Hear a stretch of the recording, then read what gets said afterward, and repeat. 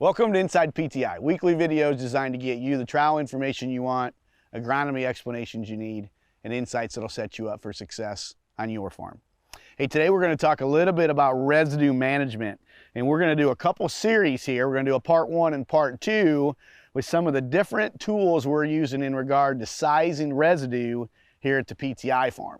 Today we're going to talk about chopping corn heads, and I guess I have been a pretty good advocate for using chopping corn heads here at the PTI farm.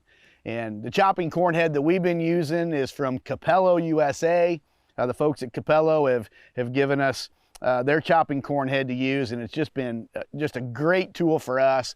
We've got these high yielding hybrids with lots of residue, and I'd like to size that residue while we're harvesting. I don't want to come in and do a different tillage pass. I don't even want to do tillage at all in a lot of cases, but I want to do the residue management starting with the combine, and this chopping corn head from Capello has done a super nice job for us. We've been running an 8-row 30-inch corn head, and this chopping corn head uses the lawnmower blades, if you will. That's what most people are familiar with, and really does a nice job of taking the stalk through the stalk rollers and bringing it through the lawnmower blade to size that residue.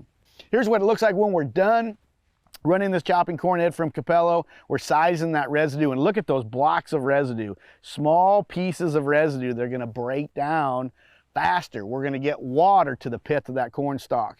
We're gonna get sunlight, increased temperature, and it's gonna degrade a lot faster, and that's exactly what we're wanting. Look at the difference between just stalk rollers on the left versus chopping the stalks on the right.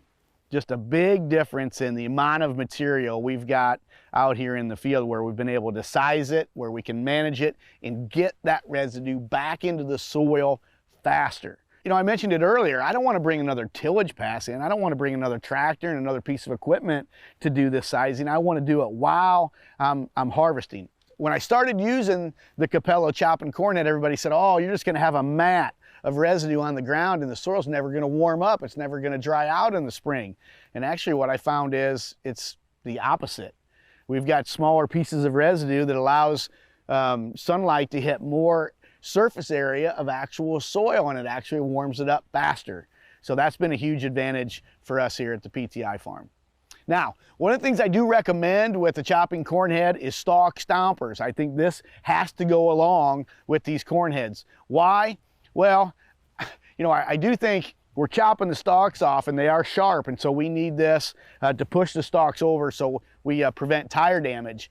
But here's the real advantage I like with stalk stompers. I will set my height of cut with the chopping corn head so I can come out in the field and stand on the stalks, and if they'll support me, that's the right height. If they fall over, that means I'm not cutting them short enough. Once I do that, I'm gonna harvest with and the stalk stompers are gonna push the stalk over, and it's gonna bring the butt of the root up out of the ground. This was a huge learning opportunity for us as we think of breaking down residue. You know, part of the residue we want to break down is the root mass. And so now when the stalk stomper comes to the stalk and pushes it over and brings the root up, now the root ball is exposed to sunlight and to water, and it's going to break down a lot faster as well.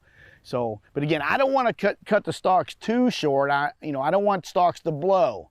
I don't want that. I just want it to be tall enough to act as a snow fence to keep some snow in between our stalks and keep from blowing. But again, I want it cut short enough so this root tipping action actually happens from the stalk stompers. Let's look at some yield data. All right, we've been doing chopping of corn stalks on continuous corn for a number of years. And basically what we found is, on average, we're running 10 bushel higher yields on a per acre basis where we've been running a chopping corn head. And that's 3 years worth of data, and I guess this will be our 4th year in 2020 of collecting this corn after corn chopping corn head data. We've also collected data on soybeans. So, you know, the data I just showed you was corn after corn, but, you know, we harvest this corn, we chop the stalks, and then we come in and plant soybeans. In the last 2 years, we found near a 3 bushel advantage from chopping these corn stalks. And again, I think a lot of this advantage on the soybeans is coming from warming these soils up a lot faster. Okay, it's one of the things that we've noticed running a chopping corn head in soybeans. So today's Inside PTI agronomy tip of the day is, you know, next year's crop is going to start with the harvest of today's crop out here in the field. whether it's corn after corn and sizing this residue to prevent carbon penalty issues, or whether it's trying to plant soybeans as early as possible, early in the spring to get, to achieve high yields. So sizing residue is going to allow us to take some of those advantages.